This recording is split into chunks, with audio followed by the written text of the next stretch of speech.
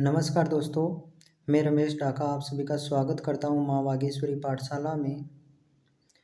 जैसा कि दोस्तों आपको पता है कि पिछले वीडियो में अपन आरबीएसई बोर्ड की किताबों के बारे में वन लाइनर के रूप में अध्ययन कर रहे थे। अब हम इस वीडियो में बात करेंगे ग्लोब की। अपना बिंदु है ग्लोब। तो ग्लोब शुरू करते हैं। पृथ्वी की आकृति कैसी है? भू-आब अथवा पृथ्व्याकार आकृति है। इसके बाद में एक बार मैं इसको हटा देता हूँ कैमरे को। तो ध्यान दीजिए, पृथ्वी की आकृति कैसी है? भू-आब अथवा पृथ्व्याकार। पृथ्वी का भूवर्तीय व्यास कितना है? 12,756.6 किमी। पृथ्वी का ध्रुवीय व्यास कितना है? 12,714 किमी। पृथ्वी की भूमध्य रेखीय परिधि कितनी है? 40,075 किमी। नेक्स्ट प्रश्न है अपना, पृथ्वी की ध्रुवीय परिधि कितनी है? 40,008 किमी। पृथ्वी के भूआबी आकार का पता सर्वप्रथम किसने लगाया? जो रिवहर फ्रांस के थे ये। ठीक है, आगे बढ़ते हैं। पृथ्वी का अक्ष अपने परिक्रमण तल से कितना कोण बनाता है? 66 डिग्री, 30 डिग्री। 90 डिग्री उत्तरी अक्षांश रेखा कहाँ पर खींची गई? उत्तरी ध्रुव पर। 23 डिग्री 30 मिनट उत्तरी अक्षांश पर खींची गई रेखा क्या कहलाती है? कर्क रेखा। ठीक है। 66 डिग्री 30 मिनट उत्तरी अक्षांश रेखा किसका निर्माण करती है? आर्कटिक वर्त का। आगे बढ़ते हैं। 90 डिग्री दक्षिणी अक्षांश रेखा कहाँ पर विद्यमान है? दक्षिणी ध्रुव पर।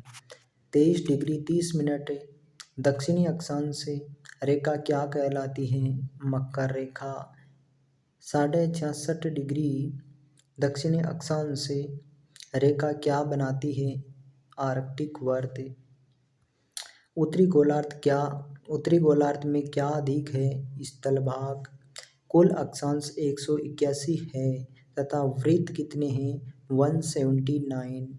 भारत किस गोलार्ध में है? भारत उत्तरी गोलार्ध में है। आगे बढ़ते हैं दोस्तों। 1 डिग्री अक्षांश की पृथ्वी के धरातल पर दूरी कितनी होती है? 111.13 किमी। 1 सेकंड अक्षांश की कोणीय दूरी कितनी होती है? 31 मीटर। भूमध्य रेखा से कर्क व मकर रेखा के मध्य सूर्य के सीधा चमकने के कारण गर्मी ज़्यादा रहती है। यह क्षेत्र क्या कहलाता है? उष्णकटिबंध। नेक्स्ट है, कर्क रेखा से आर्कटिक वृत्त तथा मकर रेखा व आर्कटिक वृत्त के मध्य तापमान मध्य रहता है तथा यह क्षेत्र क्या कहलाता है? शीतोष्ण या उपोष्ण कटिबंध। आगे बढ़ते हैं। आर्कटिक वृत्त तथा उत्तरी ध्रुव और आर्कटिक वृत्त से दक्षिणी ध्रुव के बीच के स्थान अत्यधिक ठंडे रहते हैं। इससे यह क्षेत्र क्या कहलाता है? शीतकटिबंध। क्या कहलाता है? शीतकटिबंध। नेक्स्ट अपन बात करें भूमध्य रेखा से उत्तरी भौगोलिक ध्रुव या दक्षिणी भौगोलिक ध्रुव के मध्य की कुल दूरी 90 डिग्री है। पृथ्वी की ध्रुवीय परिधि 40,008 किमी है। इस प्रकार एक गोलार्ध की ध्रुवीय परिधि 20,004 किमी होती है तथा इसकी आधी अर्थात 0 डिग्री से 90 डिग्री उत्तरी ध्रुव की दूरी 10,002 किमी होती है।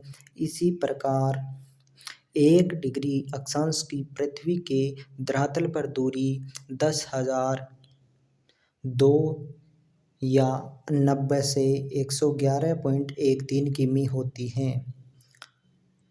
आगे बढ़ते हैं।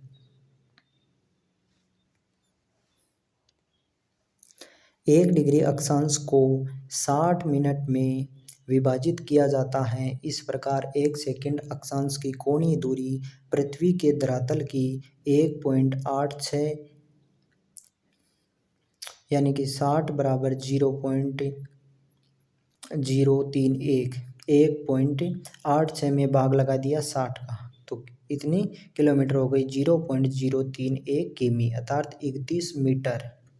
देशांतर स्थान का विस्तार बताते हैं, जबकि देशांतर रेखाएं किसके लिए प्रयोग की जाती है? समय ज्ञात करने के लिए प्रयोग की जाती हैं। आगे बढ़ते हैं। देशांतर रेखाएं ध्रुवों को मिलाते हुए किस रूप में खींची जाती हैं? अर्धवृत्ताकार रूप में। पृथ्वी 24 घंटे में 360 डिग्री घूमती है अर्थात 1 घंटे में 15 डिग्री घूमती है। अतः हम कह सकते हैं कि 4 मिनट में पृथ्वी कितना घूमती है? तो 4 मिनट में 1 डिग्री घूमती है। देशांतरों का प्रमुख कार्य क्या होता है? GMT मतलब ग्रीनविच मीन टाइम के सापेक्ष स्थानीय मानक समय LST ज्ञात करना। ठीक है, आगे बढ़ते हैं। किसी देश से गुजरने वाली देशांतर रेखा के आधार पर वहाँ का मानक समय निर्धारित किया जाता है। रूस व अमेरिका में कितने मानक समय हैं? रूस और अमेरिका में 9 मानक समय हैं। भारत का मानक समय IST इंडियन स्टैंडर्ड टाइम है, जो 82 डिग्री 30 मिनट यानी 82.5 डिग्री पूर्वी देशांतर पर स्थित है। ये उत्तर प्रदेश में प्रयागराज में मिर्ज़ापुर के पास नैनी नामक स्थान से तय किया जाता है। यह ग्रीनविच से कितना आगे है? एग्जाम में पूछा जाता है। ये 5 घंटे 30 मिनट 5.5 घंटे आगे हैं ये। अंतर्राष्ट्रीय तिथि रेखा प्रशांत महासागर के बेरिंग स्ट्रेट, फिजी, टोंगा आदि द्वीपों पर क्यों मुड़ती है? ताकि वहाँ दिन तिथि के भ्रम से मुक्त हो सके। आगे बढ़ते हैं। देशांतरों के मध्य का स्थान क्या कहलाता है? बहुत बार पूछा गया है ये। गोरी। अक्षांश के मध्य का स्थान क्या कहलाता है? कटिबंध। 0 डिग्री अक्षांश व 0 डिग्री देशांतर रेखा कहाँ पर मिलती है? अटलांटिक महासागर। 180 डिग्री देशांतर को अंतर्राष्ट्रीय तिथि रेखा कब माना गया? 1884 में आयोजित वाशिंगटन सभा में। ये रेखाएं पृथ्वी को किसमें बांटती हैं? पूर्वी व पश्चिम देशांतरों में। आगे बढ़ते हैं। ग्रीनविच से गुजरने वाली 180 डिग्री देशांतर रेखा क्या कहलाती है? Prime meridian. लंदन के पास ग्रीनविच नामक स्थान पर क्या है? ब्रिटिश रॉयल वेधशाला। प्राइम मेरिडियन रेखा पृथ्वी को 2 बराबर भागों में पूर्वी व पश्चिम देशांतर में बांटती है। इसे क्या कहा जाता है? अंतर्राष्ट्रीय तिथि रेखा। आगे बढ़ते हैं दोस्तों। चूंकि पृथ्वी पश्चिम से पूर्व की तरफ घूमती है, इसलिए ग्रीनविच से पूर्व के स्थानों का समय ग्रीनविच से आगे तथा पश्चिमी स्थानों का समय ग्रीनविच से पीछे रहता है। 2 विपरीत देशांतरों को जोड़ने से एक ध्रुवीय वृत्त बनता है। इनकी कुल संख्या कितनी होती है? 180। जून को कर्क रेखा यानी 21 जून को कर्क रेखा पर सूर्य लंबवत चमकता है, जिससे कर्क रेखा पर दिन सबसे बड़ा व रात सबसे छोटी होती है। यह अवस्था क्या कहलाती है? ग्रीष्म अयनांत। ग्रीष्म अयनांत कहलाती है। 22 दिसंबर को मकर रेखा पर सूर्य लंबवत चमकता है। कब चमकता है? 22 दिसंबर को, जिससे कर्क रेखा पर रात सबसे बड़ी और दिन सबसे छोटे होते हैं। यह अवस्था क्या कहलाती है? यह अवस्था कहलाती है शीत अयनांत। आगे बढ़ते हैं। यह अवस्था क्या कहलाती है? शीत अयनांत। 21 मार्च व 23 सितंबर को सूर्य विषुवत रेखा पर सीधा चमकता है। इससे पूरी धरती पर दिन व रात बराबर होते हैं।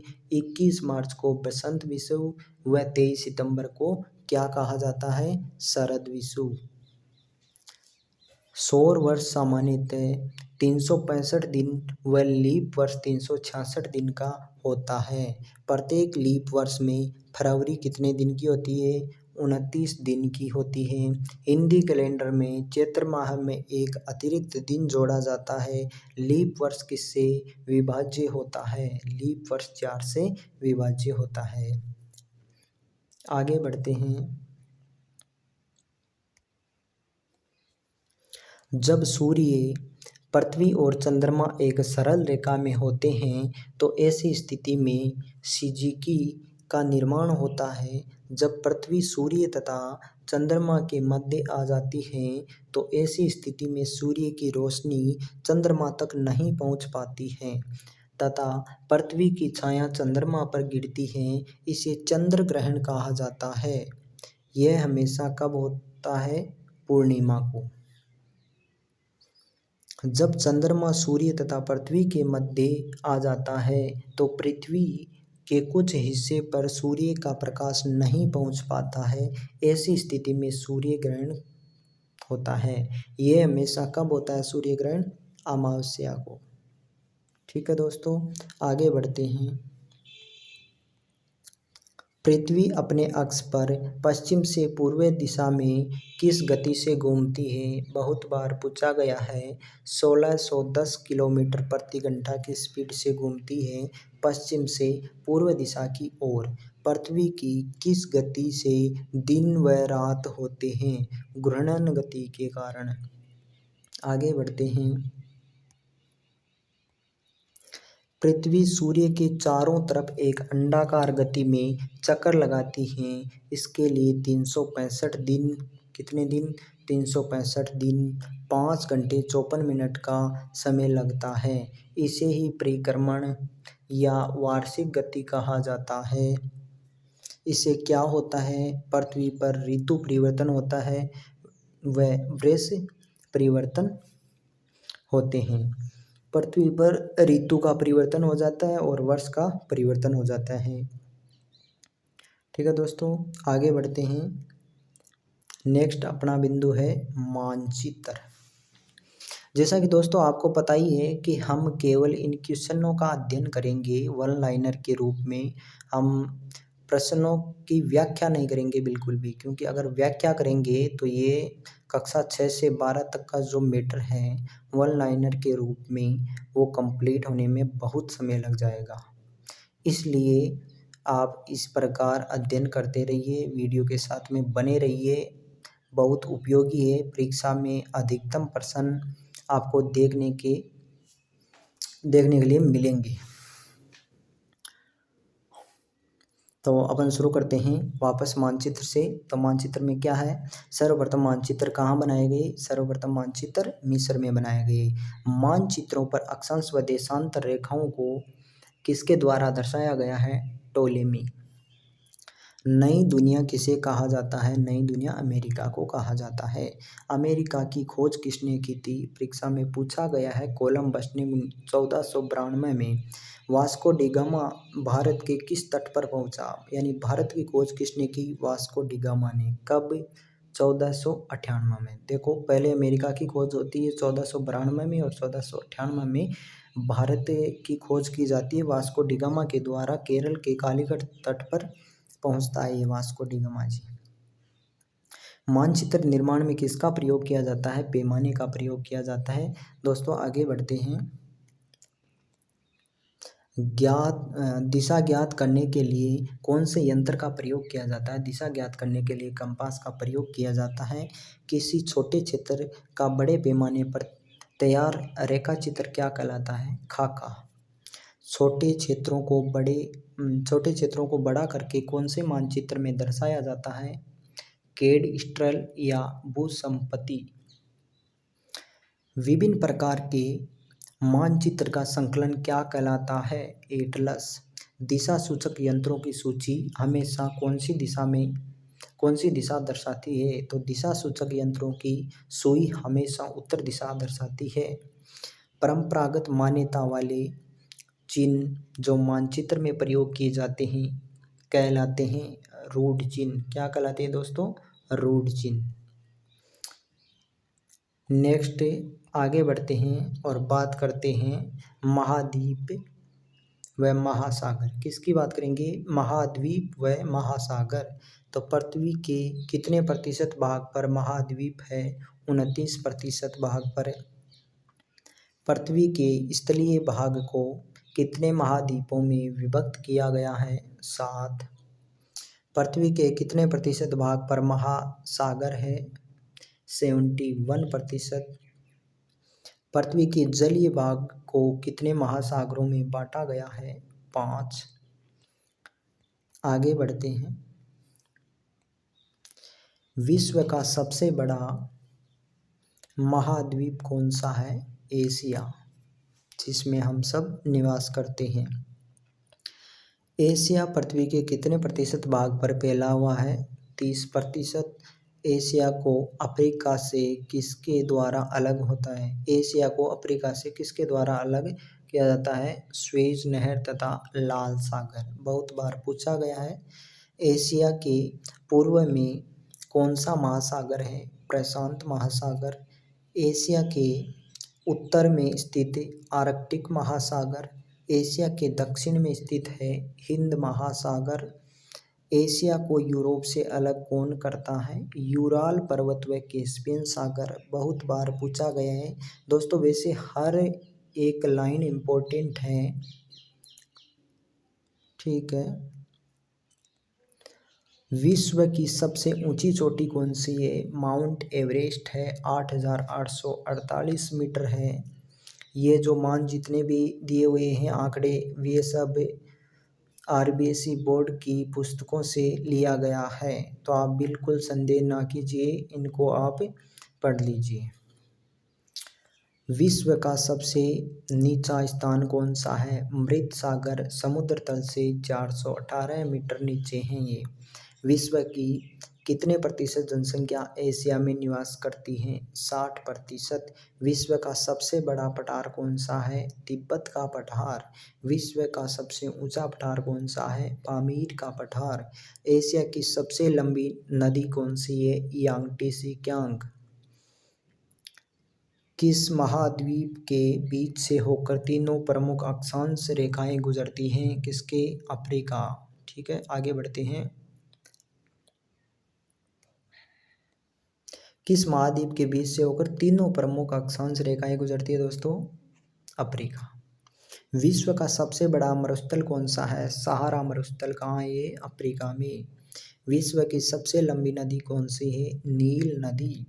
नामीब व कालाहारी मरुस्थल किस महाद्वीप का भाग है? अफ्रीका।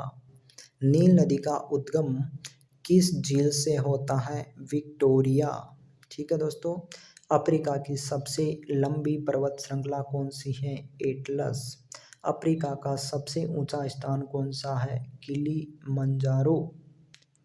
आगे बढ़ते हैं।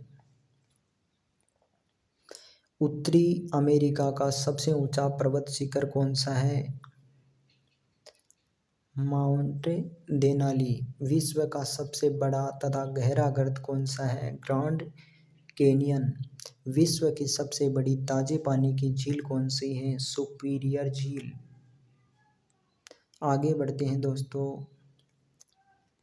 और बात करते हैं नेक्स्ट पर्सन की।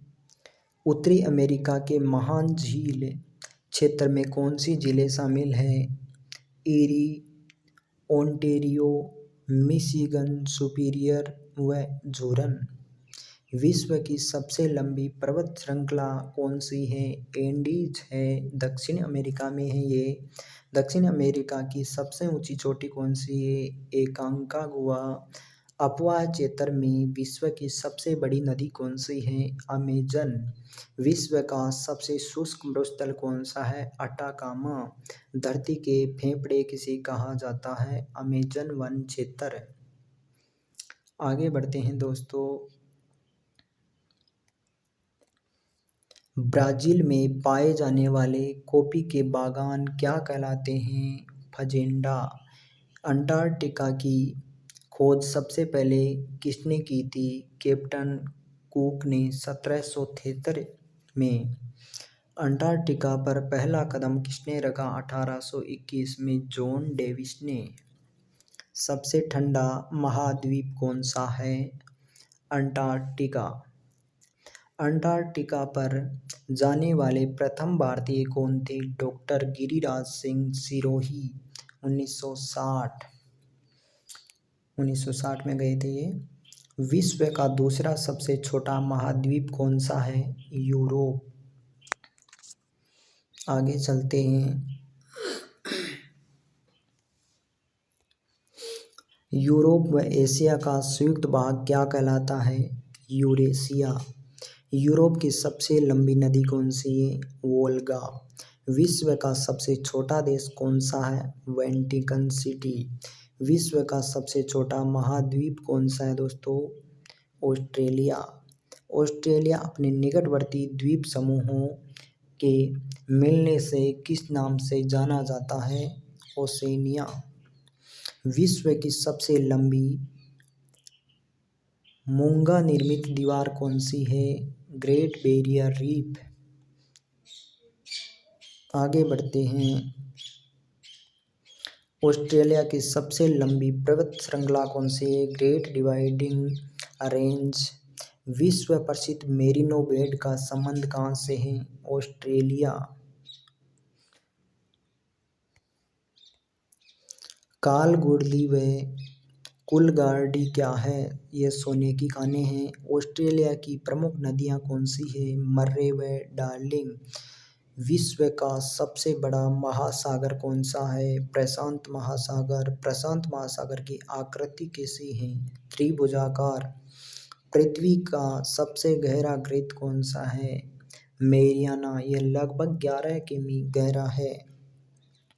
प्रशांत महासागर के वे तटीय भाग जहाँ सबसे अधिक भूकंप व ज्वालामुखी पाए जाते हैं। अग्नि मेखला, फायर रिंग बोलते हैं इसको। विश्व का दूसरा सबसे बड़ा महासागर कौन सा है दोस्तों? अटलांटिक महासागर।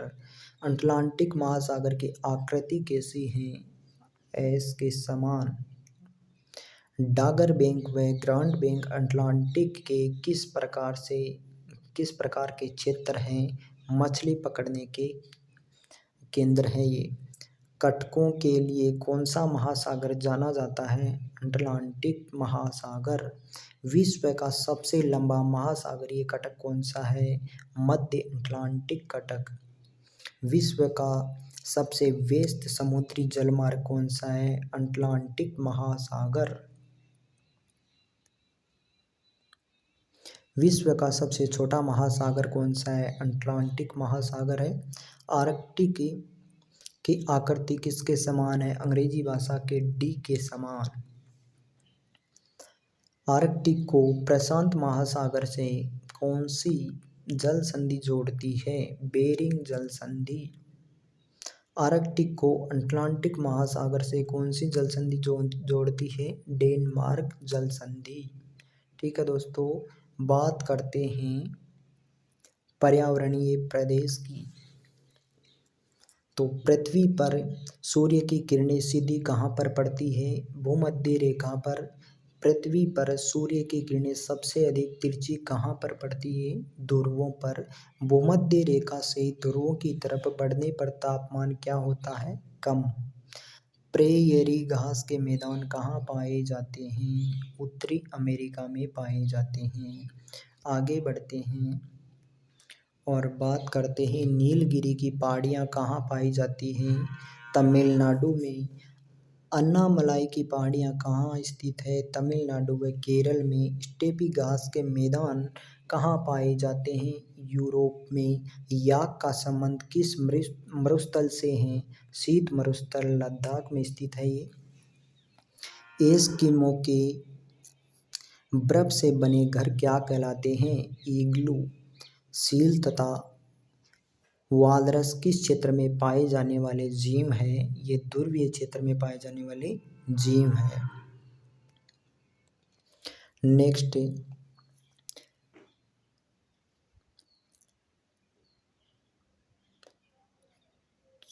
6 अक्षांशों के बीच स्थित विशेष परिस्थितियों वाला क्षेत्र किस नाम से जाना जाता है? कटिबंध। यानी अक्षांशों के बीच का जो स्थान है उनको कटिबंध बोलते हैं। रेत के टीले अन्य किस नाम से जाने जाते हैं? धोरे। नेक्स्ट अपन बात करेंगे हमारा सामाजिक परिवेश की। तो समाज की सबसे छोटी इकाई क्या है या कौन सी है? परिवार। या समाज की सबसे छोटी इकाई को क्या कहते हैं? परिवार। तो बालक की प्रथम पाठशाला परिवार। ऐसा परिवार जिसमें दादा दादी चाचा चाची मम्मी पापा सभी एक साथ रहते हों क्या कहलाता है? संयुक्त परिवार। जिस परिवार में केवल माता पिता व उनकी संतान रहते हो कहलाता है एकल परिवार। कौन सा परिवार कहलाता है? एकल परिवार। आगे बढ़ते हैं और बात करते हैं परिवार के सदस्यों के बाद हमारे सबसे निकट कौन होता है भाई? पड़ोसी। कैसे बोल सकते हो आप पड़ोसियों को? अब अपन बात करेंगे विविधता में एकता और शुरू करते हैं प्रश्न। हमारे देश में चाय के लिए अनुकूल परिस्थितियाँ कहाँ हैं? असम। राजस्थान में मुख्यतः कौन सी फसलें उत्पादित होती है? ज्वार मक्का व बाजरा। बिहू किस क्षेत्र का प्रसिद्ध त्योहार है? असम का। ओणम किस क्षेत्र का प्रसिद्ध त्योहार है? केरल का। पोंगल किस क्षेत्र का प्रसिद्ध त्योहार है? तमिलनाडु का। गणगौर व तीज किस क्षेत्र का प्रसिद्ध त्योहार है? राजस्थान का। छठ पूजा किस क्षेत्र का प्रसिद्ध त्योहार है? बिहार का। वैसाखी किस क्षेत्र का प्रसिद्ध त्योहार है? पंजाब का। आगे बढ़ते हैं। लिट्टी चोखा कहाँ का प्रसिद्ध है? बिहार का। लालू जी। ढोकला खम्मण कहाँ का प्रसिद्ध व्यंजन है? गुजरात। दाल बाटी चूरमा कहाँ का प्रसिद्ध व्यंजन है? राजस्थान का। इडली डोसा कहाँ का प्रसिद्ध है? दक्षिणी भारत का। हमारा राष्ट्रीय चिन्ह कौन सा है भाई? अशोक स्तंभ। हमारा राष्ट्रीय गीत कौन सा है? वंदे मातरम। हमारा राष्ट्रीय गान कौन सा है? जन गण मन। हमारा राष्ट्रीय पुष्प कौन सा है भाई? कमल। बात करते हैं आगे। हमारा राष्ट्रीय पुष्प कौन सा है? कमल हो गया। हमारा राष्ट्रीय पक्षी कौन सा है? मोर। मोर का वैज्ञानिक नाम है पाओक्रिस्टेटस। हमारा राष्ट्रीय पुष्प कौन सा राष्ट्रीय पशु कौन सा है? बाघ। राष्ट्रीय ध्वज कौन सा है? तिरंगा। राष्ट्रीय खेल कौन सा है? हॉकी। राष्ट्रीय मुद्रा कौन सी है? रुपया। ये रुपया का जो चिन्ह बनाया था ये किसने बनाया था? उदय कुमार ने बनाया था। रुपया की जो डिजाइन है चिन्ह। बात करें हमारे बाजार की। वस्तु के बदले में वस्तु देकर आवश्यकता की पूर्ति करना क्या कहलाता है? वस्तु विनिमय। वस्तु के बदले में पैसे देकर आवश्यकता की पूर्ति करना मुद्रा विनिमय। वे व्यापारी जो उत्पादक से बड़ी मात्रा में सामान खरीद कर छोटे व्यापारियों को बेच देते हैं क्या कहलाते हैं? थोक व्यापारी। वह व्यापारी जो वस्तु को अंतिम उपभोक्ता को बेचता है क्या कहलाता है? खुदरा या फुटकर व्यापारी। भारत के सभी बैंक किसके निर्देशन में कार्य करते हैं? भारतीय रिजर्व आरबीआई बैंक के अंडर में काम करते हैं। नेक्स्ट है एटीएम मशीन का पूरा नाम कैसे बोल सकते हो? हर एग्जाम में प्रश्न आता है, ये तो बीपीएल हो चुका है। परिवार के सदस्यों के सहयोग से चलने वाला उद्योग कौन सा है? कुटीर उद्योग। लगभग 20 व्यक्तियों के द्वारा चलाया जा रहा उद्योग किसकी श्रेणी में आता है? लघु उद्योग की श्रेणी में आता है। नेक्स्ट अपन बात करते हैं सहकारिता एवं उपभोक्ता संरक्षण की। संगठित रूप से व्यक्ति जब आपसी सहयोग के लिए कार्य करते हैं क्या कहलाता है? सहकारिता। आगे बढ़ना होगा दोस्तों। सहकारिता का मूल मंत्र क्या है? एक सबके लिए, सब एक के लिए।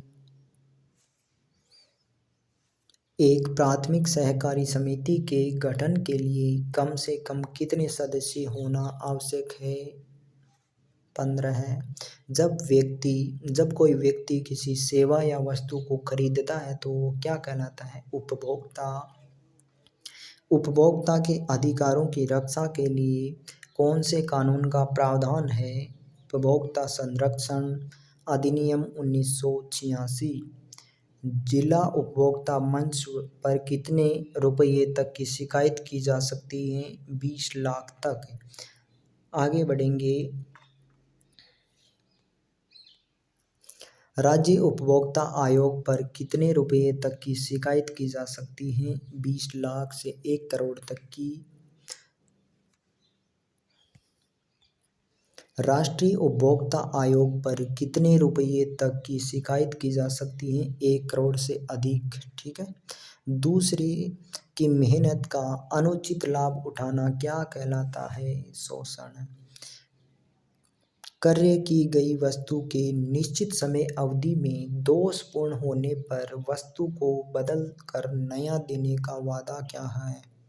वो गारंटी है।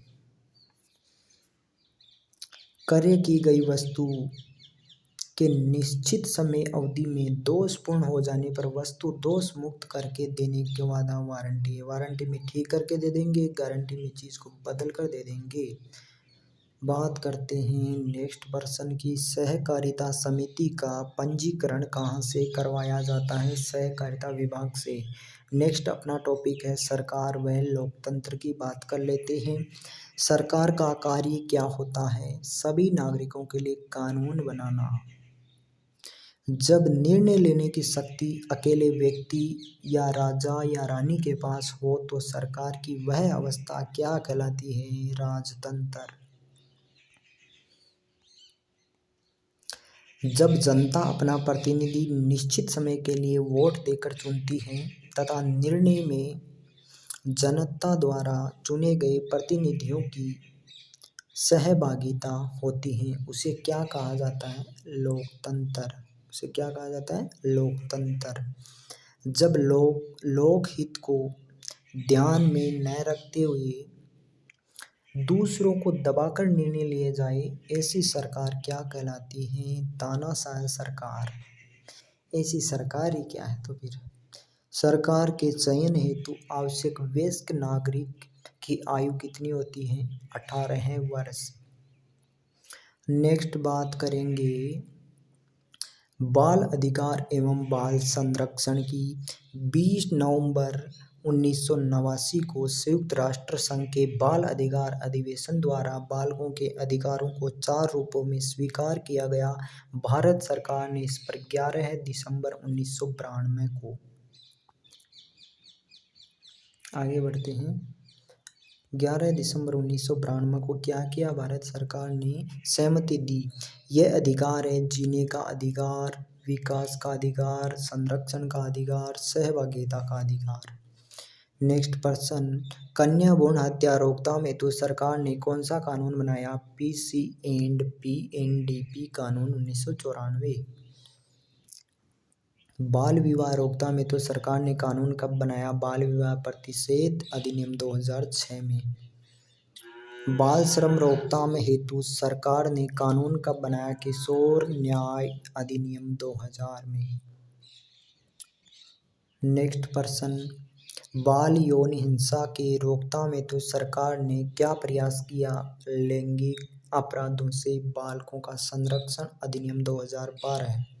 चाइल्ड हेल्पलाइन नंबर क्या है? 1098।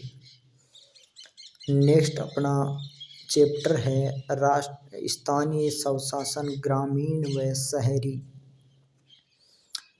ग्रामीण क्षेत्र के विकास के लिए पंचायती राज व्यवस्था को कौन से संविधान संशोधन में अपनाया गया? 73वें संविधान संशोधन में। कौन से संविधान संशोधन के तहत शहरी क्षेत्र के नागरिक स्वशासन को और अधिक सशक्त बनाया गया? 74वें संविधान संशोधन में। भारत में त्रिस्तरीय पंचायती राज व्यवस्था कब शुरू हुई? 2 अक्टूबर 1959 को नागौर में भी कहाँ? बगदरी गांव में। पंचायत के 3 स्तर होते हैं, ग्राम पंचायत, पंचायत समिति व जिला परिषद। ग्राम पंचायत की सबसे छोटी इकाई कौन सी होती है? वार्ड सभा। ग्राम पंचायत का मुखिया कौन होता है? सरपंच। ग्राम पंचायत में क्रियान्विति के लिए सरकारी कर्मचारी कौन होता है? ग्राम सेवक। ग्राम पंचायत के कार्य होते हैं, तो ग्राम पंचायत के कौन कौन से कार्य होते हैं? नंबर 1, शुद्ध स्वच्छ पेयजल, सफाई और सार्वजनिक स्थानों पर प्रकाश की व्यवस्था करना। नेक्स्ट कार्य कौन सा होता है? नेक्स्ट कार्य होता है सड़क, नालियाँ एवं विद्यालय भवन का निर्माण करना। महात्मा गांधी नरेगा एवं अन्य रोजगार कार्यक्रमों का संचालन करना। वार्षिक मेलों, हाट बाजार व मनोरंजन के कार्यक्रमों का आयोजन व व्यवस्था। स्वास्थ्य सेवा उपलब्ध करवाना। जन्म एवं मृत्यु पंजीकरण करवाना। नए आवासीय भवनों के निर्माण के लिए भूमि आवंटन करना। वृक्षारोपण करना। चरवाहे भूमि का विकास व बंजर भूमि के सुधार हेतु प्रयास करना। नेक्स्ट है ग्राम सचिवालय। ग्राम सचिवालय में ग्रामीणों की सहायतार्थ सरकारी कर्मचारियों सहित सरपंच कब उपस्थित रहता है? महीने में 4 दिन रहता है। कब? 5, 12, 20 और 27 तारीख को। कब रहता है? 5, 12, 20 और 27 तारीख को। पंचायत समिति का मुखिया क्या कहलाता है? प्रधान कहलाता है। पंचायत समिति के कार्य कौन कौन से हैं? तो पंचायत समिति के कार्य हैं अपने क्षेत्र की पंचायतों के कार्य की समीक्षा व पर्यवेक्षण करना, किसानों के लिए उत्तम खाद बीज की व्यवस्था करना, प्रारंभिक शिक्षा की व्यवस्था करना, सरकारी योजनाओं का क्रियान्वयन करना। आगे बढ़ेंगे। पंचायत समिति के कार्यों के लिए सरकारी अधिकारी होता है खंड विकास अधिकारी, बीडीओ, ब्लॉक डेवलपमेंट ऑफिसर। जिला परिषद का मुखिया कौन होता है? जिला प्रमुख होता है। जिला परिषद के कार्य कौन कौन से हैं?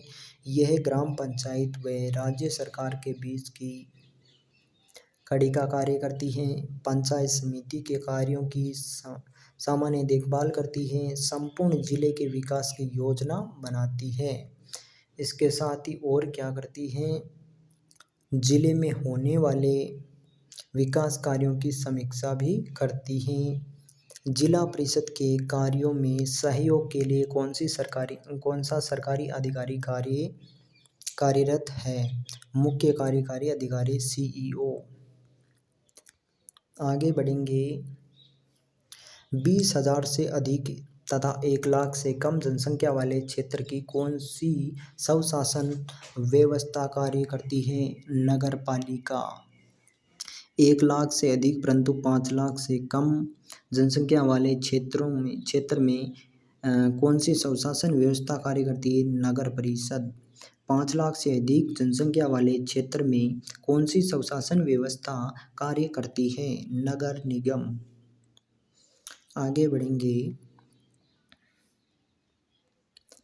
नगर पालिका का मुखिया क्या कहलाता है? अध्यक्ष। 20 नंबर प्रश्न है, नगर परिषद का मुखिया क्या कहलाता है? सभापति। नगर निगम का मुखिया क्या कहलाता है? मेयर या महापौर। इन सभी शहरी व ग्रामीण संस्थाओं का कार्यकाल कितना होता है? 5 वर्ष का। तीनों शहरी संस्थाओं के कार्य कौन कौन से होते हैं? अनिवार्य कार्य, जिनके बारे में अपन बात करेंगे। अनिवार्य कार्य कौन कौन से हो गए? शहर के लिए शुद्ध पानी की व्यवस्था करना, सड़कों पर रोशनी एवं सफाई की व्यवस्था करना,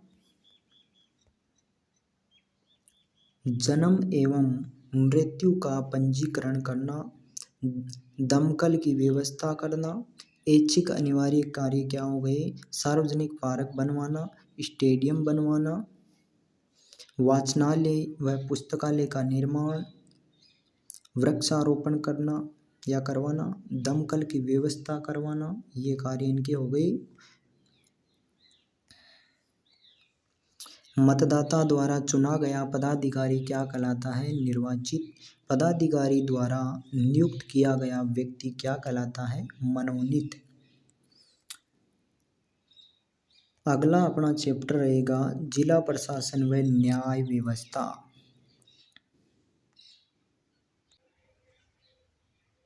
तो दोस्तों अपन आगे देखते हैं जिला प्रशासन व न्याय व्यवस्था के बारे में। तो जिला प्रशासन व न्याय व्यवस्था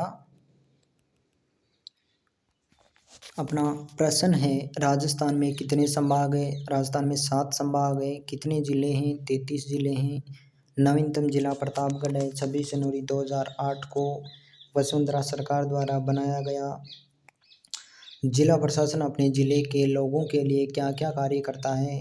तो ध्यान दीजिए, शांति एवं कानून व्यवस्था बनाए रखना है, भू अभिलेख संधारित करना तथा राजस्व प्राप्त करना, रसद एवं अन्य सामग्री संबंधी व्यवस्था करना, शिक्षा, चिकित्सा, स्वास्थ्य, पेयजल, बिजली एवं यातायात संबंधी व्यवस्था करना।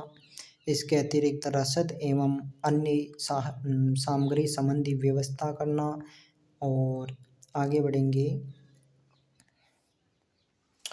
जिले के विकास के लिए विभिन्न योजनाएं बनाना, उन्हें लागू करना, विभिन्न संवैधानिक संस्थाओं के चुनाव संपन्न करवाना, प्राकृतिक आपदाओं से बचाव व राहत कार्य करना, जनता व सरकार के बीच कड़ी का कार्य करना, पंचायती राज व्यवस्था व जिला प्रशासन के मध्य समन्वय स्थापित करना, जन समस्याओं को सुनना व उनका निराकरण करना। जिले में शांति व कानून व्यवस्था बनाए रखने की जिम्मेदारी होती है, किसकी होती है? जिला कलेक्टर की।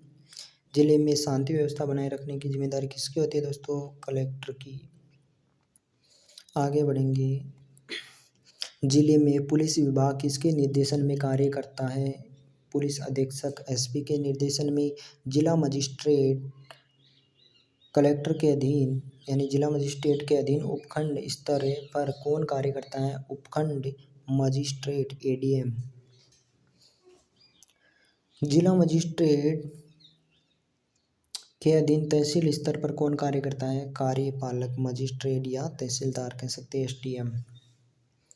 संपत्ति यानी जमीन जायदाद, खरीदारी, विवाह, किराया और संविदा संबंधी विवाद की श्रेणी किस में आते हैं? दीवानी विवादों में आते हैं ये।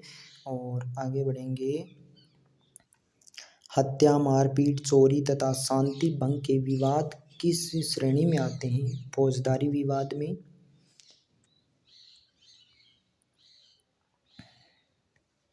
आगे ध्यान दीजिए, भूमि संबंधी विवाद में कृषि भूमि का उत्तराधिकारी, नामकरण, खातेदारी, लगान आदि के विवाद किस श्रेणी में आते हैं? राजस्व विवाद में।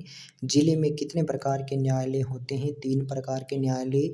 एफआईआर का पूरा नाम क्या होता है? प्रथम सूचना प्रतिवेदन। अब अपन बात करेंगे नेक्स्ट चैप्टर की। नेक्स्ट चैप्टर अपना क्या है? हमारा अतीत। हमारे अतीत के ज्ञान भंडार का पता कैसे चलता है? शिलालेख व पुरातन सामग्री से चलता है। वे स्रोत जो पुराने हैं तथा पुरातत्ववेताओं द्वारा एकत्रित किए गए हैं क्या कहलाते हैं? पुरातात्विक स्रोत। बात करेंगे अगले प्रश्न की।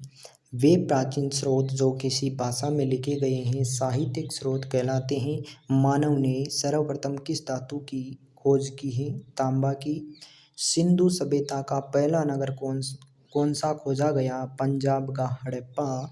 सिंधु सभ्यता के कौन से स्थल पाकिस्तान में हैं? मोहनजोदड़ो, हड़प्पा और कोट दीजी एवं चन्होदड़ो भी पाकिस्तान में हैं।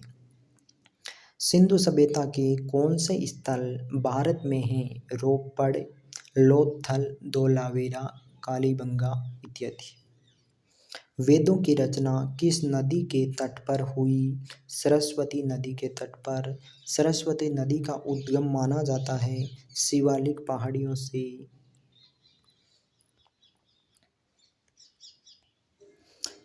सिंधु की माँ किस नदी को कहा जाता है? सरस्वती। सिंधु के समकालीन नदी घाटी सभ्यता कौन सी है? मिस्र की नील नदी घाटी सभ्यता। मेसोपोटामिया की दजला प्रांत व चीन की वांगो नदी सभ्यता। कालीबंगा सभ्यता स्थल कहाँ पर स्थित है? हनुमानगढ़ में। कालीबंगा कहाँ पर है? हनुमानगढ़ में। 1961 में 2 टीलों के मध्य इस सभ्यता स्थल को खोजा गया। ठीक है। आहड़ सभ्यता स्थल कहाँ पर स्थित है? उदयपुर में है। इसे ताम्र नगरी के नाम से भी जाना जाता है। नेक्स्ट बात करेंगे बागोर सभ्यता स्थल कहाँ पर स्थित है? भीलवाड़ा में।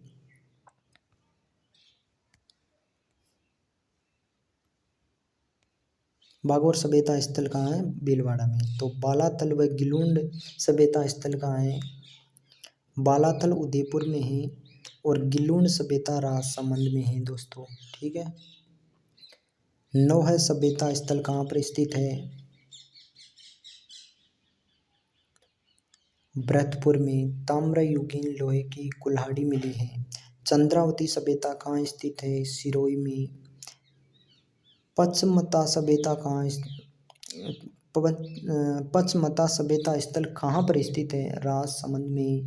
गणेश्वर सभ्यता स्थल कहाँ पर स्थित है? सीकर में है। कांतली नदी के तट पर विकसित है ये। बेराट सभ्यता स्थल कहाँ पर स्थित है? जयपुर में है।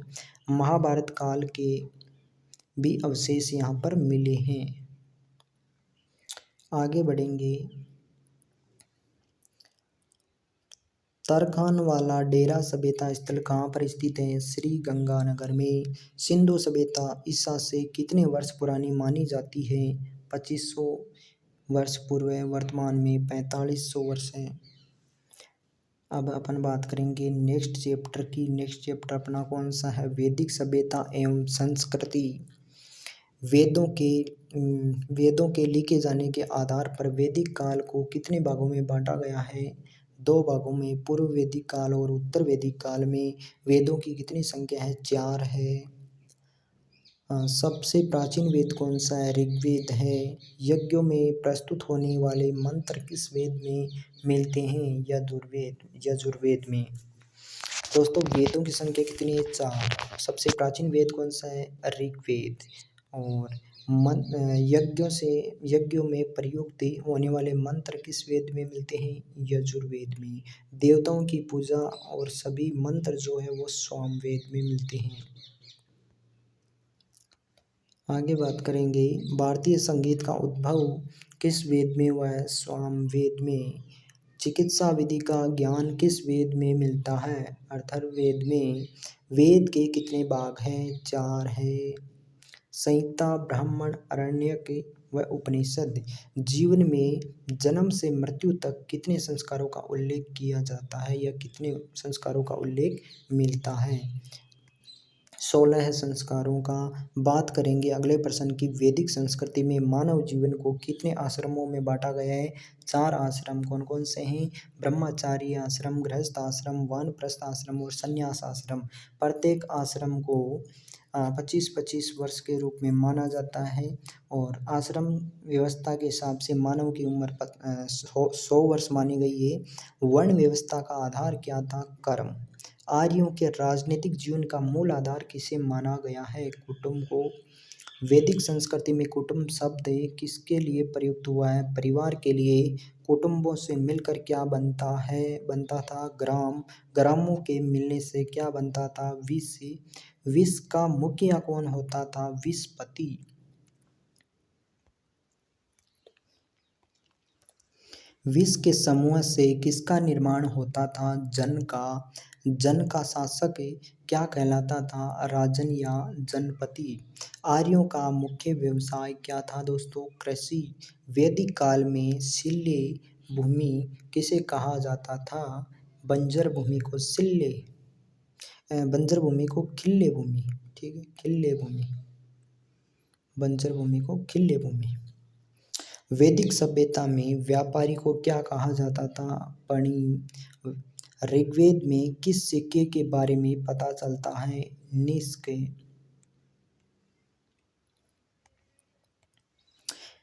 वैदिक सभ्यता में व्यापार की कौन सी पद्धति प्रचलित में थी या प्रचलन में थी? वस्तु विनिमय। ऋग्वैदिक कालीन नदियाँ। अब बात करेंगे ऋग्वैदिक कालीन नदियों की, जिनके तत्कालीन नाम और वर्तमान नाम की बात करेंगे। सबसे पहले कुंभा, काबुल, कुर्मुदा, कुर्णम, गोमती,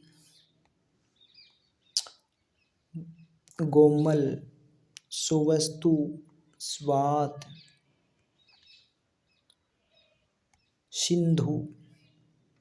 सिंधु का क्या है? सिंध। वितस्ता, झेलम, विपाशा, व्यास, परुष्णी, रावी, अस्किनी, चिनाब, शतुद्री, सतलज, द्विशदती, सरस्वती को। अब बात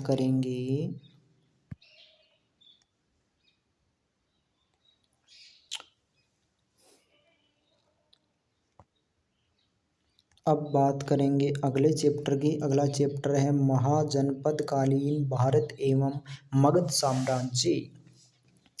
जनसमूह या कबीला जिस स्थान पर निवास करता था उसे क्या कहा जाता था? जनपद। बड़े जनपदों में छोटे जनपदों के मिलने से किसका निर्माण हुआ है? महाजनपद का। महाजनपदों की संख्या कितनी थी? 16 है। महाजनपदों की सर्वप्रथम जानकारी कहाँ से मिलती है?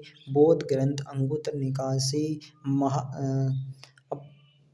16 महाजनपदों की सर्वप्रथम जानकारी कहाँ मिलती है दोस्तों? बौद्ध ग्रंथ अंगुत्तर निकाय में। ठीक है। अब अपन आगे बात करेंगे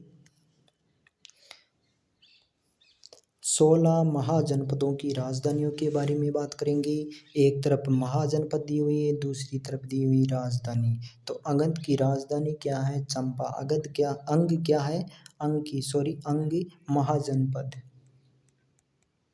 ठीक है, महाजनपद दिए हुए एक तरफ, दूसरी तरफ उनकी राजधानी है। तो जो अंग जनपद है वो चंपा उनकी राजधानी है। मगध की राजधानी क्या है? पाटलिपुत्र।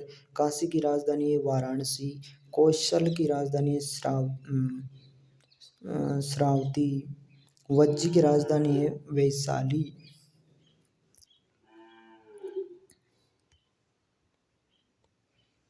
मल की राजधानी है कुशीनगर पावा। चैदी की राजधानी है सतीमती। वत्स की राजधानी कौशाम्बी। कुरु की राजधानी इंद्रप्रस्थ।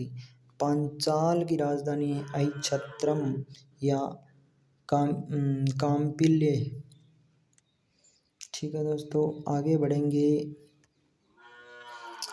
मत्स्य की राजधानी क्या है? विराटनगर। सूरसेन की राजधानी मथुरा। अस्मक की राजधानी पोतन।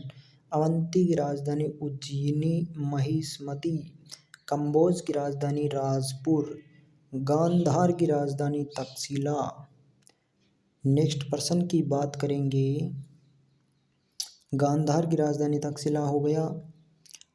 महाभारत काल में किस महाजनपद में पांडवों ने अज्ञातवास बिताया था? मत्स्य।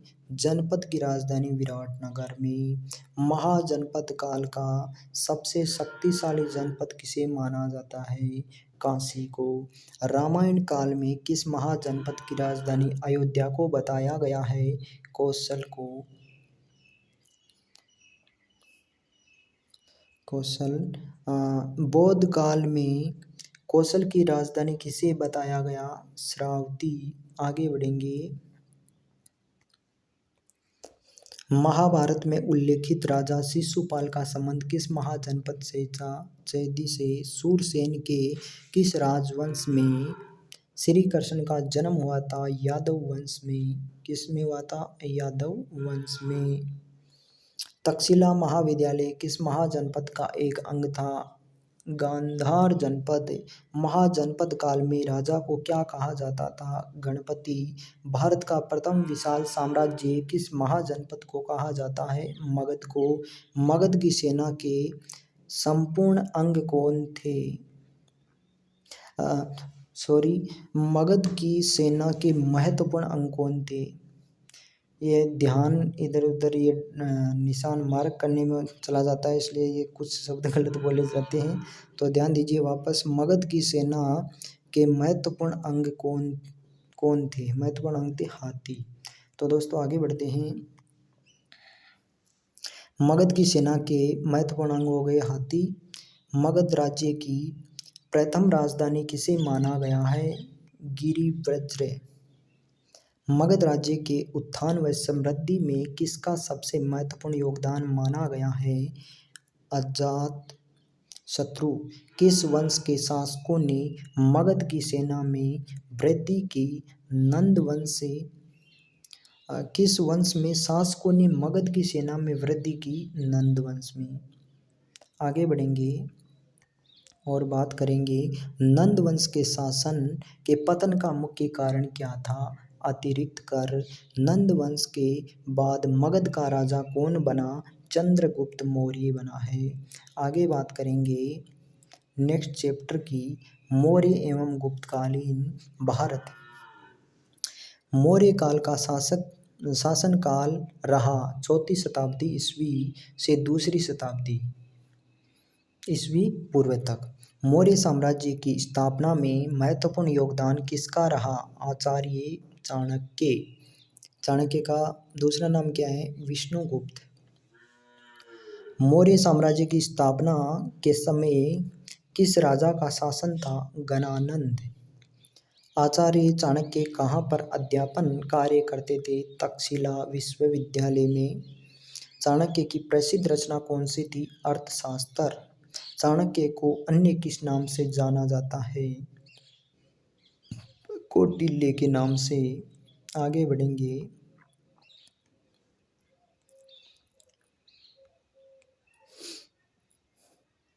सिकंदर के किस उत्तराधिकारी को चंद्रगुप्त ने बुरी तरह से पराजित किया था? सेल्यूकस। मेगस्थनीज किसके शासन काल में मगध में रुका? चंद्रगुप्त मौर्य काल में सेल्यूकस राजदूत के रूप में मेगस्थनीज की रचना है इंडिका। चंद्रगुप्त ने जीवन के अंतिम समय में किसे अपना गुरु बनाया? जैन धर्म के भद्रबाहु को श्रवण बेलगोला में गुरु बनाकर तप का मार्ग अपनाया था। आगे बढ़ेंगे दोस्तों। किस मौर्य शासक को अमित्रघात कहा जाता है? अमित्रघात बिंदुसार को कहा जाता है। सम्राट अशोक का उसके अभिलेखों में क्या नाम आता है? देवानाम प्रियदर्शी। अशोक मौर्य शासन का सम्राट कब बना था? 269 ईस्वी पूर्व। किस युद्ध के नरसंहार ने अशोक का हृदय परिवर्तन किया व उसने कभी युद्ध न करने की प्रतिज्ञा ली थी? कलिंग युद्ध में। आगे बढ़ते हैं। अशोक के अधिकांश अभिलेख किस भाषा में? प्राकृत भाषा में हैं।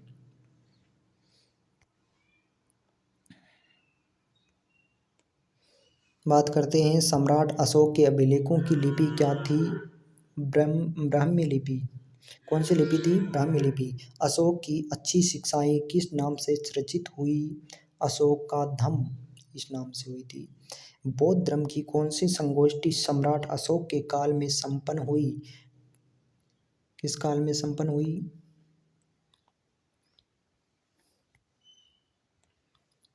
बौद्ध धर्म की कौन सी संगोष्ठी सम्राट अशोक के काल में संपन्न हुई? दोस्तों पाटलिपुत्र में तृतीय संगोष्ठी में।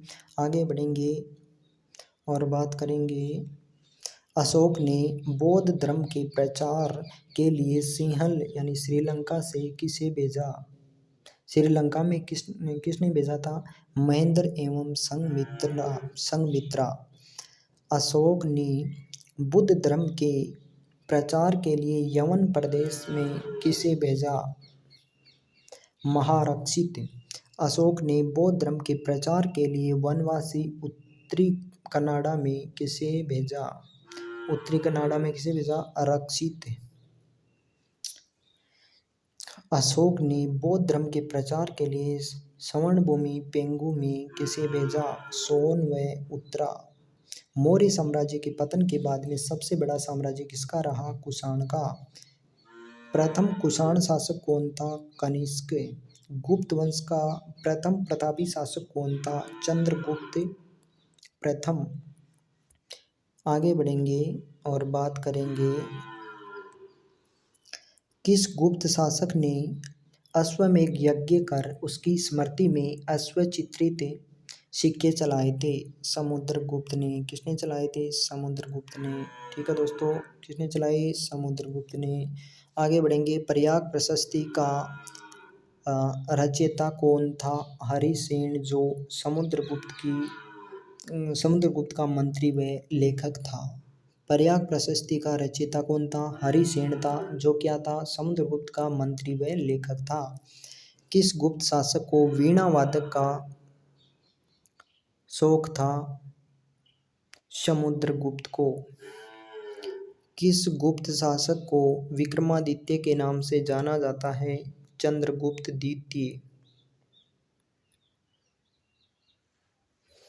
चंद्रगुप्त द्वितीय ने अपने समकालीन किस विदेशी आक्रमणकारियों को परास्त किया? शक। आगे बढ़ेंगे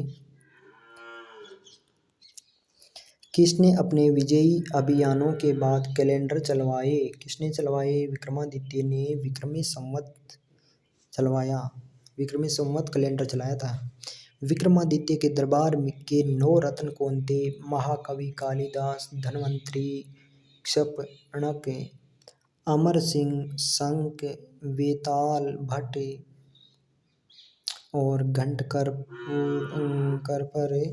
वराहमिहिर व वररुचि, ये सब थे। कौन सा चीनी यात्री विक्रमादित्य के काल में भारत आया था? फाहियान। भारतीय इतिहास का स्वर्ण युग किसके काल को माना गया है? गुप्त वंश का शासन काल।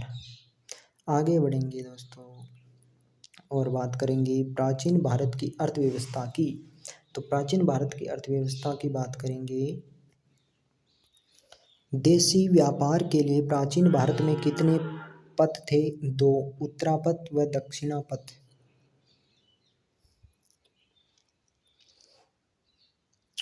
उत्तरापथ का उल्लेख करो। ताम्रलिप्ति यानी बंगाल से पाटलिपुत्र तक, और वैशाली, कुशीनगर, श्रावती, हस्तिनापुर, कश्मीर, तक्षशिला, पुष्कलावती, अफगानिस्तान, काबुल से बल्ख तक। आगे बात करेंगे हमारी सांस्कृतिक विरासत की। तो अस्थियों के ऊपर मिट्टी व ईंटों से बनाए जाने वाले अर्धवृत्ताकार टीले क्या कहलाते थे या क्या कहलाते हैं? ये स्तूप। बुद्ध के अवशेषों को कितने भागों में बांटा गया है? 8 भागों में। अमरावती स्तूप कहाँ स्थित है? आंध्र प्रदेश में। सांची का स्तूप कहाँ है? मध्य प्रदेश में। भारहूत स्तूप के अवशेष कहाँ पर है? कोलकाता संग्रहालय में। गुफा में पूजा हेतु निर्मित ठोस स्तूप क्या कहलाते हैं? चैत्य। भिक्षुओं के रहने के लिए बनाई गई गुफाएं क्या कहलाती हैं? विहार कहलाती हैं। आगे चलेंगे चैत्य तथा विहार की मुख्य विशेषता क्या थी? इनकी दीवारों पर चित्र व बौद्ध धर्म से जुड़ी जातक कथाओं का चित्रण मिलता है। अजंता की गुफाएं कहाँ स्थित है? महाराष्ट्र के औरंगाबाद जिले में बाघोरा नदी की घाटी में। अजंता की गुफाएं कितनी हैं? कुल 29 है, जिनमें 5 चैत्य भी हैं। 490 ईस्वी के बाद अजंता को छोड़कर सब कहाँ चले गए? एलोरा, स्थानीय भाषा में वेलूर। आगे चलेंगे। भारतीय मूर्तिकला का वास्तविक स्वरूप कब से प्रारंभ माना जाता है? मौर्य काल से। सारनाथ के अशोक स्तंभ में कितने शेर हैं? 4। शेर कितने हैं? 4। अशोक स्तंभ के आधार में कौन कौन से जानवर उल्लेखित है? बैल है, घोड़ा है, हाथी है और क्या है? शेर भी है। बैल, घोड़ा, हाथी और शेर। भारतीय कला के इतिहास में किस काल को स्वर्ण काल माना जाता है? गुप्त काल को स्वर्ण काल माना जाता है। आगे चलेंगे और बात करेंगे प्राचीन काल के प्रमुख साहित्यकार व उनकी रचनाएं। तो एक तरफ साहित्यकार के नाम है, एक तरफ रचना के नाम है। तो विष्णु शर्मा यहाँ लिखा हुआ है, तो विष्णु शर्मा ने क्या लिखा था? पंचतंत्र लिखा था। कालिदास की रचनाएं कौन कौन सी है? अभिज्ञान, शाकुंतलम, मेघदूत है, ऋतुसंहार है, कुमार संभव है। अब बात करें शूद्रक की, तो मृच्छकटिकम है इनकी रचना। अमर सिंह की अमरकोश है। आगे चलेंगे। सम्राट हर्ष की रचना कौन सी है? रत्नावली है, नागानंद है, प्रियदर्शिका है। बाणभट्ट की रचना है हर्षचरित्र। इलांगरे आदिगल इसकी रचना है शिल्पादिकरम, यानी तमिल भाषा में लिखी हुई है। शीतले सतनार, मलिमेकलई तमिल में है ये भी। आगे बढ़ेंगे। आयुर्वेद का ग्रंथ किसने लिखा? चरक ने।